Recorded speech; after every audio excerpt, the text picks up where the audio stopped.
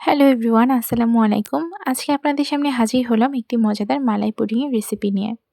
রেসিপিটি তৈরি করার জন্য প্রথমেই কড়াই গরুর দুধ অ্যাড করে নিলাম পরিমাণ মতো গুঁড়ো দুধ। এটাকে ভালোভাবে কিছুক্ষণ মিশিয়ে তার সাথে অ্যাড করে নিলাম আগার আগার পাউডার এবং পরিমাণ মতো চিনি।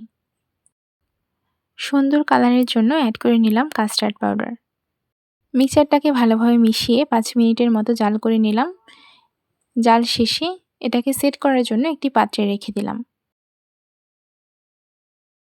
এখন এটাকে বেশ কিছুক্ষণ ঠান্ডা হওয়ার জন্য রেখে দিলাম। এই তো সেট হয়ে গেল। এখন ডেকোরেশনের পালা। আমরা এখানে গুঁড়ো দুধ এবং পেস্তা বাদাম অ্যাড করেছি ডেকোরেশনের জন্য। আপনারা চাইলে এখানে যেকোনো কিছু অ্যাড করে নিতে পারেন আপনাদের মনের মতো করে। অসম্ভব মজাদার একটি রেসিপি এবং টাইম কনজিউমিং। এই তো রেডি হয়ে গেল আমাদের মালাই পুডিং। এখন সার্ভ করার পালা। আজকের জন্য এটুকুই। আল্লাহ হাফেজ।